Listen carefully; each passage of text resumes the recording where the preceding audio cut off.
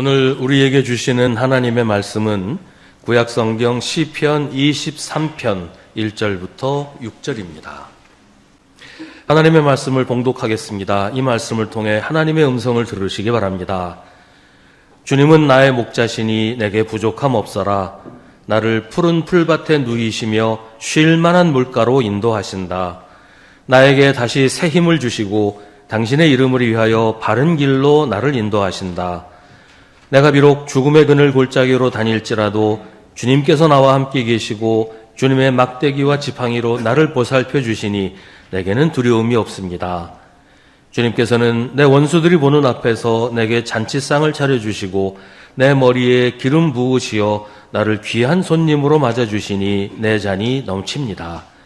진실로 주님의 선하심과 인자하심이 내가 사는 날 동안 나를 따르리니 나는 주님의 집으로 돌아가 영원히 그곳에서 살겠습니다. 아멘. 이것은 하나님의 말씀입니다. 목자라고 하면 제일 먼저 떠오르는 모습은 아마 예수님 태어나실 때 찾아가서 경배했던 베들레헴의 목자들이 아닐까 합니다. 들판에서 양을 치며 노숙을 하다가 천사가 하는 말을 듣고서 베들레헴을 다 뒤져서 태어나신 아기 예수를 찾아내고 사람들에게 아기 예수가 태어났다는 소식을 알려주었던 그 목자들, 우리 제일 먼저 떠오르는 이미지일 거예요. 우리에게 이 목자의 이미지는 가난하고 무시당하는 양과 함께 들판에서 노숙하는 이런 하층면의 모습입니다. 실제로 목자가 사회에서 존경받거나 부유한 사람들은 아니었어요. 물론 양을 많이 가진 양의 주인들은 부유할 수 있지만 거의 고용돼서 직접 양을 자기가 치는 그 목자는 힘들고 가난한 삶을 살았던 사람이었습니다.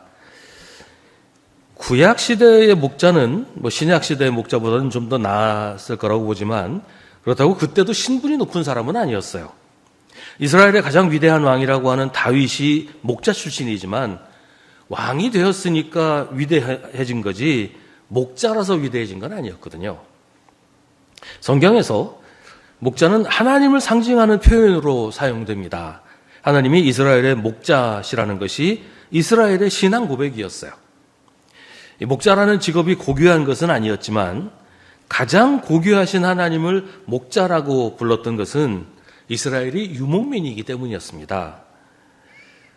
이스라엘은 하나님의 양이고 하나님은 이스라엘의 목자라는 것이 그들의 역사, 그들의 삶에서 경험했던 하나님의 모습이었던 겁니다.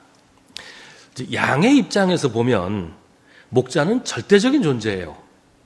자기를 살릴 수도 있고 죽일 수도 있는 생사여탈권을 가진 존재가 목자였어요. 일부러 목자가 양을 죽이지 않더라도 양이 맹수의 습격을 받을 때 목숨을 걸고 구해주지 않으면 양은 꼼짝없이 죽게 되잖아요. 그러니까 양으로서는 목자의 손에 전적으로 자기의 생명이 달린 거예요. 또 먹을 양식도 마실 물도 목자가 없으면 해결이 안 됩니다. 양은 자기 스스로 먹이를 찾거나 포식자로부터 자기를 보호할 능력이 거의 없는 무력한 동물이에요. 그래서 목자가 없으면 양은 살 수가 없습니다. 그렇기 때문에 양은 어떤 목자를 만나느냐에 따라서 삶이 달라집니다. 모든 목자가 다 똑같진 않거든요. 양을 아끼고 사랑으로 돌보는 목자가 있는가 하면 그냥 돈벌이 수단으로만 여기는 목자들도 얼마든지 있으니까요. 자기 생명을 걸고 포식자로부터 양을 지키는 목자가 있는가 하면 양을 잡아먹는 목자, 양으로 자기 배를 불리는 목자도 있단 말이에요.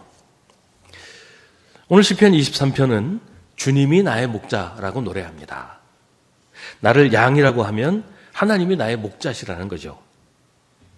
양에게 있어서 목자는 절대적인 존재라고 했는데 하나님은 그 자체로 절대적인 존재예요. 양을 먹이고 지키는 일에 있어서 조금도 허점이나 부족함이 없는 완벽한 목자이십니다. 그래서 주님이 목자인 양은 안전하고 부족함이 없습니다. 오늘 시편은 다윗의 노래라고 합니다.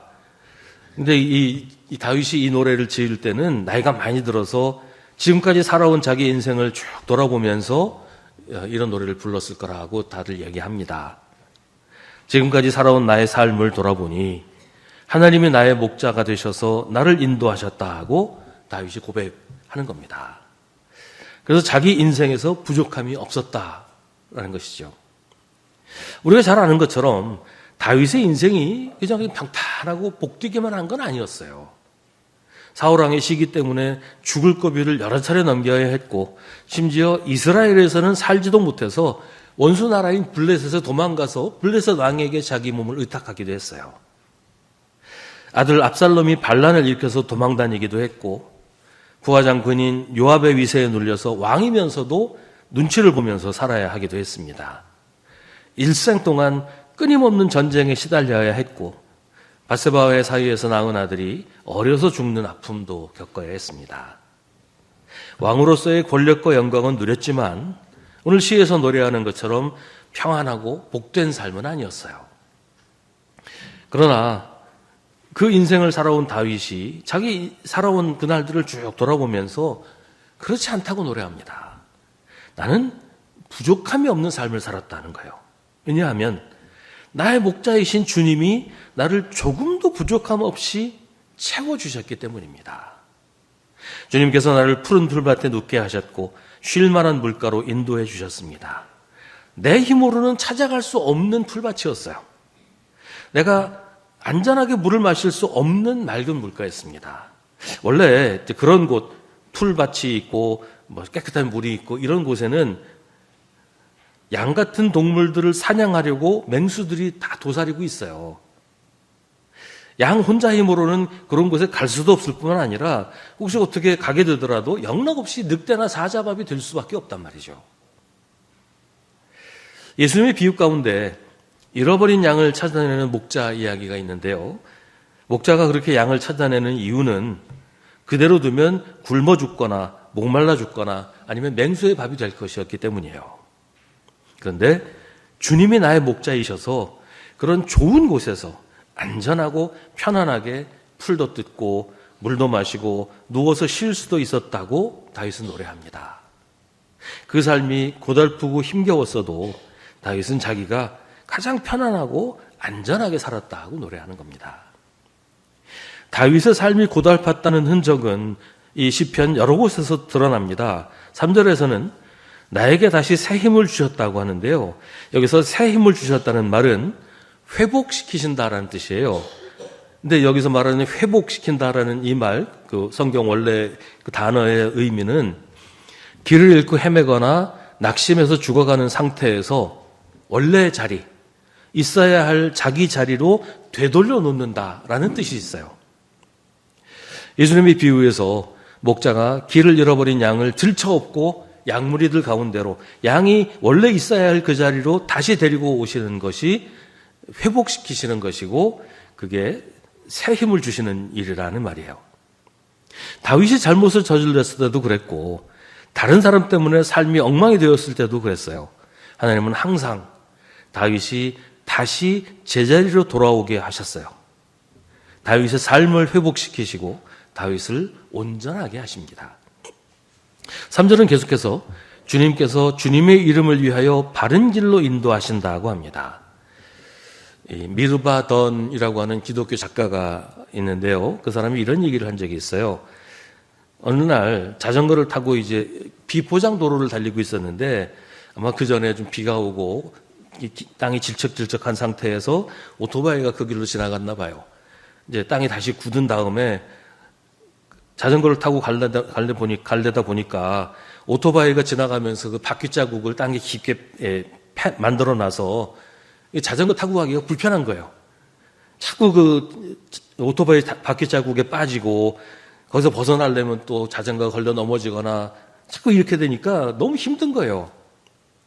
그러다가 문득 그런 생각을 했답니다.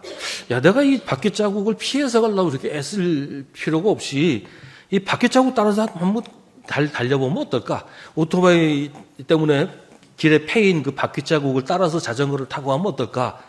하고 생각하고 그렇게 했답니다. 근데 놀랍게도 오토바이 바퀴 때문에 파인 그 바퀴 자국을 따라가는 것이 그동안 자기가 자전거를 타던 중에 가장 부드러운 주행을 할 수 있게 해줬다는 거예요. 마치 기차가 궤도를 달리듯이 오토바이 바퀴 자국을 따라 달리면서 속도도 더 낼 수 있었고 긴장을 풀고 주변의 아름다운 풍경을 즐길 수도 있었다는 겁니다.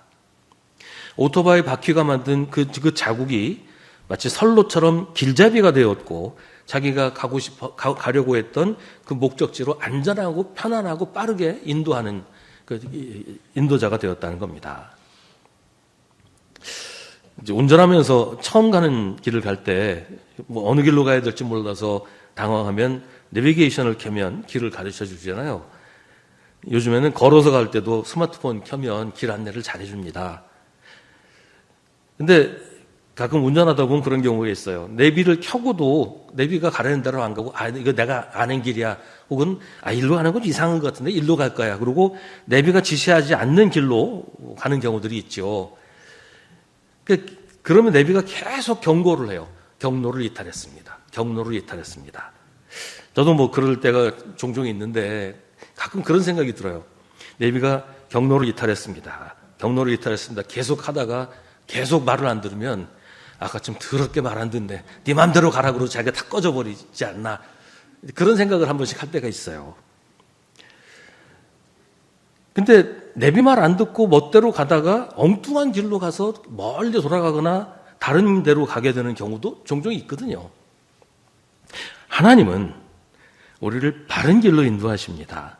그 길을 따라가면 푸른 풀밭과 쉴 만한 물가가 나옵니다. 거기서 벗어나려고 애쓰는 건 힘만 들 뿐이지 오히려 제대로 가지 못하게 만들어요. 근데 우리는 너무 자주 주님이 인도하시는 길로 가지 않고 우리 멋대로 가려고 합니다. 하나님이 그런 우리를 보시면서 그렇게 말씀하시지 않을까 하는 생각을 합니다. 그 말 더럽게 안 듣네. 그러면서 네 멋대로 가봐라. 네 마음대로 가라. 이렇게 하시지 않을까 하는 생각도 하는데 내비가 결코 운전자를 포기하지 않는 것처럼 하나님도 우리를 안내하시는 그 길 안내를 포기하지 않으시고 끝까지 우리를 인도하십니다. 주님이 인도하시는 길이 마치 오토바이가 남긴 바퀴 자국처럼 우리 마음에 들지 않더라도 그 길로 가는 게 가장 편하고 쉬운 길이란 말이에요. 그 길이 우리를 푸른 풀밭과 쉴 만한 물가로 데려다 줍니다. 다윗의 일생이 오늘 시에서 우리가 느끼는 것처럼 목가적이고 평화롭지 않았다는 것은 4절에서도 드러납니다. 내가 비록 죽음의 그늘 골짜기로 다닐지라도 주님께서 나와 함께 계시고 주님의 막대기와 지팡이로 나를 보살펴 주시니 내게는 두려움이 없습니다. 죽음의 그늘 골짜기는 아주 짙은 어둠이 깔린, 극도의 어둠이 깔린 골짜기, 우리의 가장 깊은 고민과 두려움이 있는 곳, 내 편은 아무도 없고 아무도 나와 함께 있어주지 않을 거라고 생각하는 그런 장소입니다. 하지만 가야 하는 곳이에요. 거기를 지나야 푸른 풀밭이 나오고 쉴 만한 물가가 나오기 때문입니다. 때때로 우리에게도 짙은 암흑이 닥칠 때가 있어요. 전혀 예상하지 못했던 고난과 아픔이 닥쳐옵니다. 도대체 왜 이런 일이 나한테 생겼는지 주님께 따져 묻고 싶을 때도 있어요. 성경은 주님이 그런 일을 우리 삶에서 치워주신다고 하지 않습니다. 그러나 주님은 거기서도 우리와 함께 계신다고 말합니다. 세상에는 그런 일들이 참 많은데 우리가 세상을 살면서 그런 일을 당할 수밖에 없어요. 근데 하나님은 우리를 혼자 거기 있게 하시지 않고 거기서도 우리와 함께 계신다는 거예요. 다윗은 자기가 살아온 순간순간 그런 일들이 많이 있었지만 그때도 거기도 주님이 자기와 함께 계셨다는 것을 보았습니다. 거기서 주님이 나와 함께 계시면서 나를 보살펴 주셨다고 고백합니다. 이스라엘 백성들이 출애굽하면서 거칠고 험한 광야를 건너야 했어요. 그런데 거기서도 하나님이 그들을 지키시고 돌보셨습니다. 모세는 광야의 그 40년 여정을 끝내고 이제 가나안 문턱에 도착했을 때 이런 말을 합니다. 당신들은 주 당신들의 하나님이 마치 아버지가 아들을 돌보는 것과 같이 당신들이 이곳에 이를 때까지 걸어온 그 모든 길에서 줄곧 당신들을 돌보아 주시는 것을 광야에서 직접 보았소. 이 개역 성경에는 이렇게 번역하죠. 아비가 아들을 안음같이 안고 광야를 건너 여기까지 오게 하셨다는 거예요. 하나님은 말씀하십니다. 나는 40년 동안 광야에서 너희를 인도하였다. 그래서 너희 몸에 걸친 옷이 헤어지지 않았고 너의 발에 신은 신이 닳지 않았다. 우리의 목자이신 주님은 우리 삶에서 어둠을 없애버리시지는 않습니다. 때로는 어둠도 필요해요. 그 대신 그 어둠 속을 우리와 함께 걸으십니다. 목자는 시련의 한복판에서 양과 함께 있습니다. 어둠이 변하지는 않지만 주님이 함께 계시면 더 이상 어둠이 아닙니다. 그것은 죽음의 그늘 골짜기가 아니라 주님의 품이기 때문입니다. 우리가 인생의 어두운 길을 걸어가는 동안 우리의 목자이신 주님께서 우리와 함께 걸으면서 우리에게 용기를 주시고 악한 것들이 우리를 삼키지 못하도록 막대기와 지팡이로 우리를 지켜주십니다. 아버지가 아들을 안아주는 것처럼 우리를 품에 안으시고 그 어둠을 죽음의 그늘 골짜기를 지나가십니다.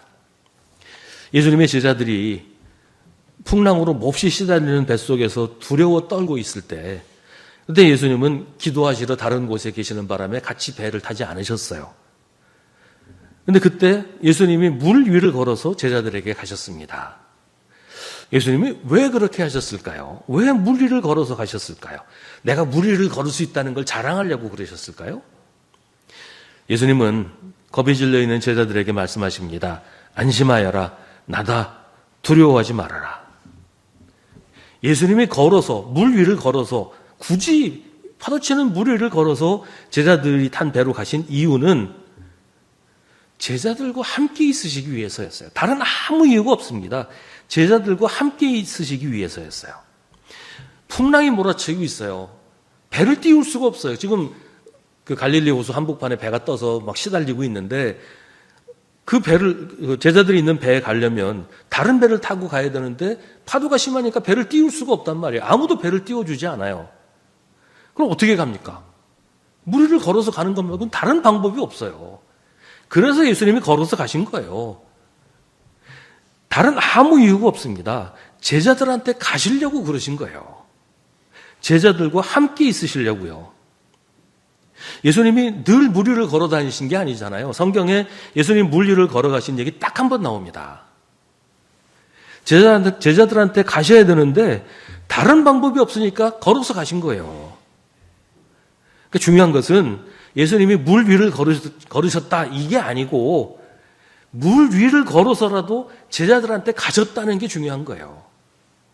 죽음의 공포에 사로잡힌 제자들, 시편의 표현대로 하면 죽음의 그늘 골짜기에 있는 하나님의 백성들, 제자들과 함께 계시기 위해서 그러신 거란 말이죠.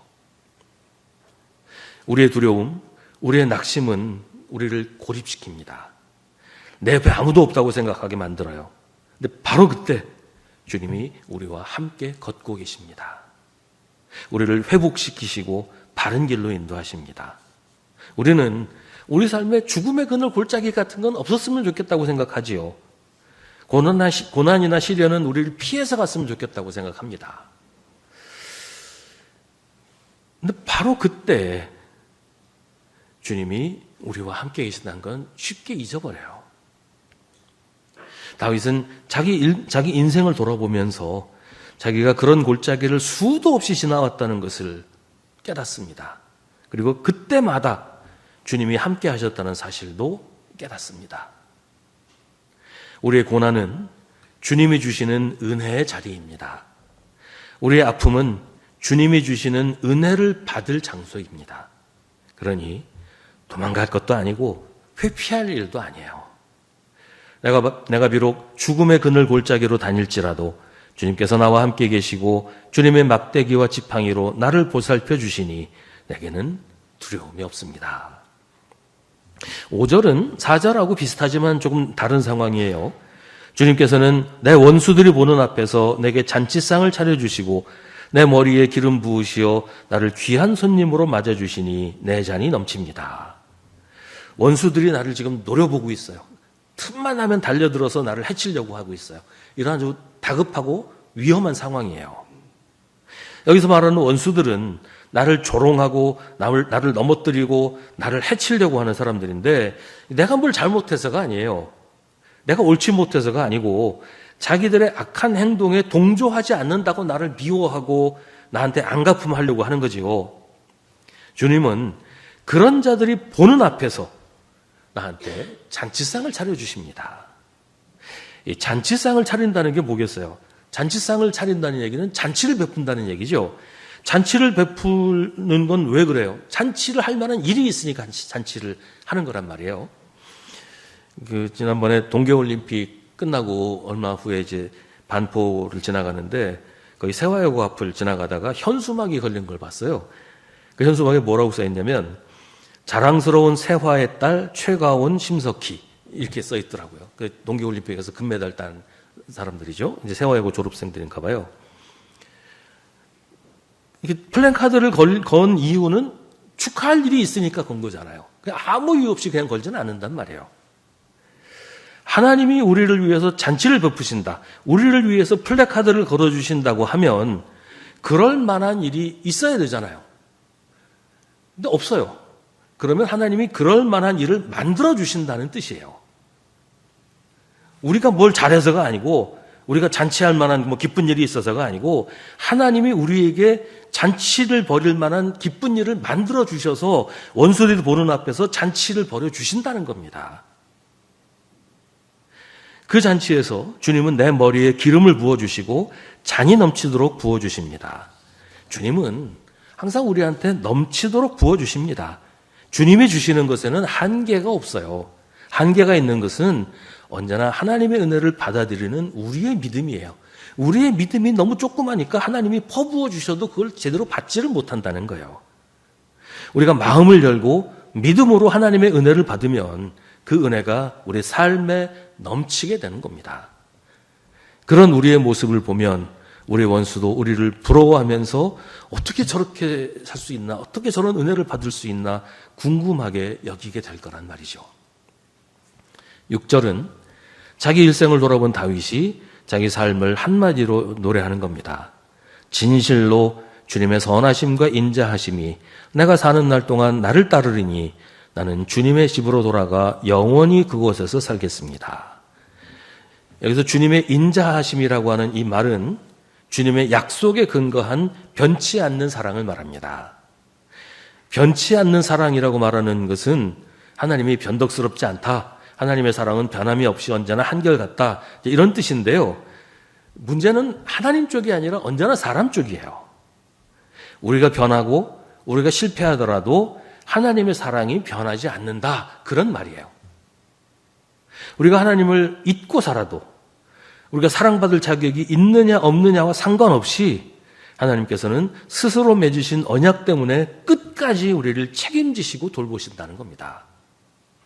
요한복음 13장 1절은 유월절 전에 예수께서는 자기가 이 세상을 떠나서 아버지께로 가야 할 때가 된 것을 아시고 세상에 있는 자기의 사람들을 사랑하시되 끝까지 사랑하셨다라고 기록하고 있습니다.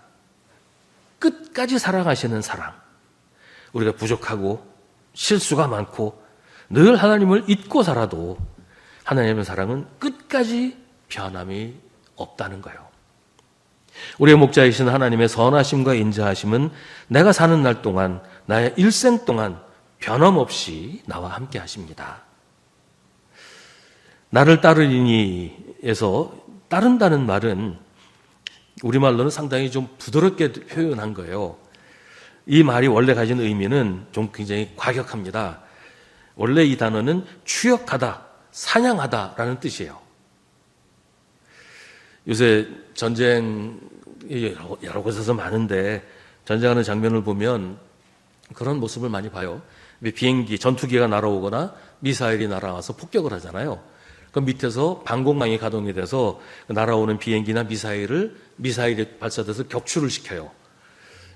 근데 이제 비행기 같은 건 조종사가 있으니까 미사일이 밑에서 날아오면 이리저리 피해서 뭐라 그러죠? 운전을 한다 해야 되나요? 피해서 이제 가요. 근데 미사일이 비행기가 싹 피했다고 포기하지 않아요. 끝까지 따라갑니다. 비행사가 조종을 해가지고 미리 피하고 저리 피해도 끝까지 따라가서 격추를 시켜요. 그 말입니다. 나를 따르리니, 이 말은 하나님의 사랑이, 하나님의 선하심과 인자하심이 우리를 끝까지 추격해서 사로잡으신다는 말이에요. 피할 수도 없고 도망갈 수도 없다는 거죠. 그냥 하나님의 사랑 안에서 하나님의 도우심과 보호를 받으며 사는 게 지혜로운 거라는 말이에요. 영원히라는 말은 직역하면 날들의 길이 동안이라는 뜻이에요.